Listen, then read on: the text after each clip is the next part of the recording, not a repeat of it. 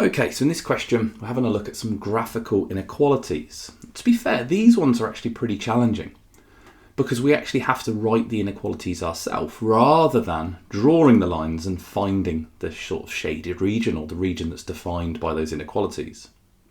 This one also has 4 inequalities, but thankfully we have 2 lines that are relatively quick for us to find the equation.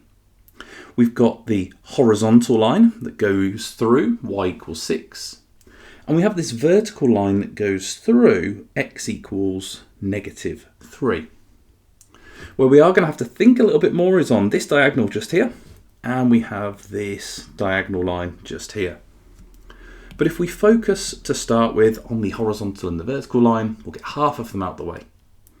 So this line here goes through the y-axis at 6. So this line on its own is called y equals 6. We need to write it as an inequality. As an inequality, we are looking at, and that region that is shaded is underneath the line or below the line. So we're looking there at values that are less than 6. So if we are looking at values that are less than 6, we're going to say y has to be less than 6. Now what we want to think about as well is the symbol that we use. So y and 6 and less than. If the line is a dashed line, then that would be the symbol we'd use. When it's a sort of filled in line, a solid line, we also put the extra ink underneath the inequality, I call it, the extra line underneath. It's also equal to that particular point. So y is less than or equal to 6. Now we're going to take exactly the same approach with the other line, the vertical line. Now the vertical line there is going through, and we'll label it up here to keep it out of the way for the moment, but that line there is going all the way down through negative 3. So that one there as a line we call x is equal to negative 3.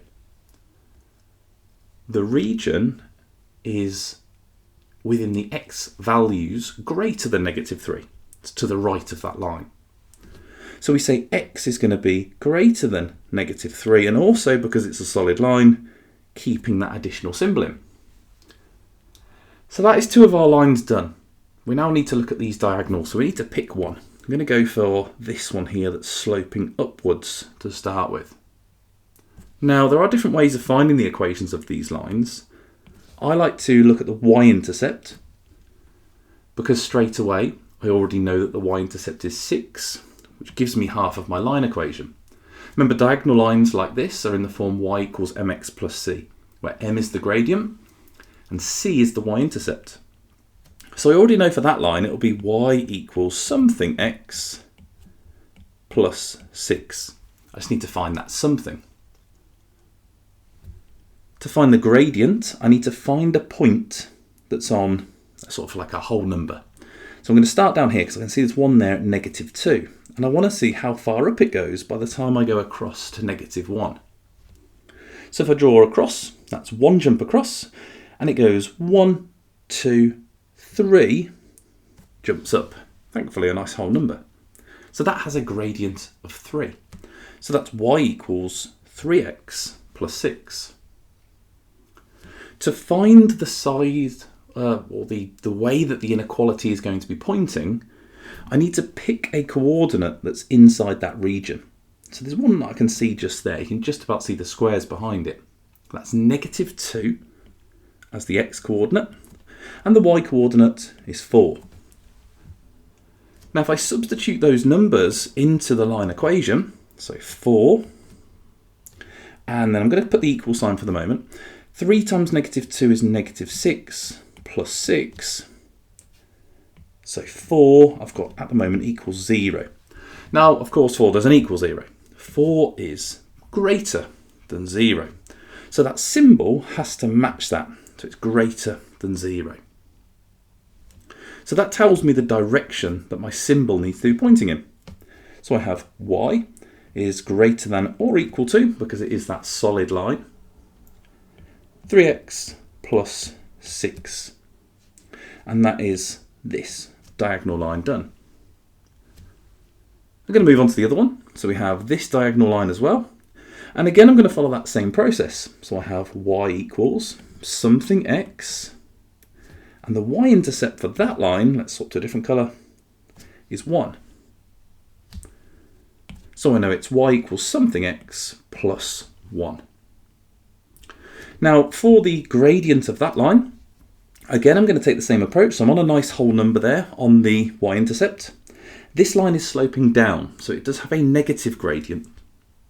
Now if I go across by 1, just to here, it goes down by only part of that jump of 1.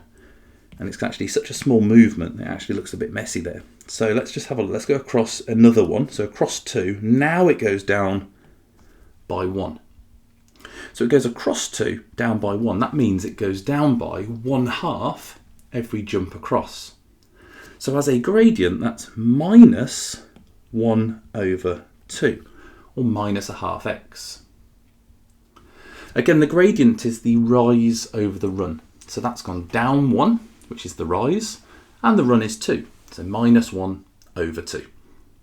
So you can look at it in two different ways. If you pick coordinates instead of drawing these sort of loopy lines on just to count it, you can actually just get the coordinates and find the distance numerically as well. Again, let's stick with that coordinate, -2 and 4, just to make sure that we get this in the right direction. So 4 is y equals, now minus a half times -2 becomes positive 1. It's a half of 2, and they're both negative, so that becomes positive. So 1 plus 1, so 4 equals 2, which of course it doesn't. 4 is greater than 2. That tells us the direction that our inequality needs to be pointing. So we have y is greater than or equal to minus a half x plus 1. And that's the equation of this line, which is sloping downwards. So we have our 4 inequalities. We have x is greater than or equal to -3. We have y has to be less than or equal to 6. Y is greater than or equal to 3x plus 6. And y is greater than or equal to negative a half x plus 1. So there we go. That is drawing inequalities from a graph that's defining a shaded region. There are different ways that you can find the equations of those lines. As I said, I like to count across one and then see how far up or down the line goes to get to that point.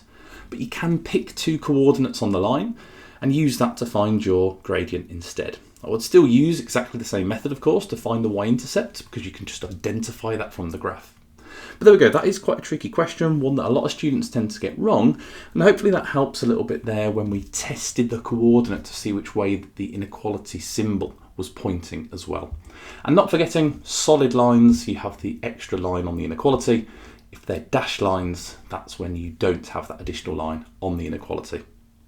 If you want all 9 questions like this in one place, then grab my Revise 9 revision grids completely free. Click the link in the description, create your free account and unlock them inside Upgrade or TGMT4T. Simply head to the Revise 9 tab, select Higher or Crossover and download them instantly.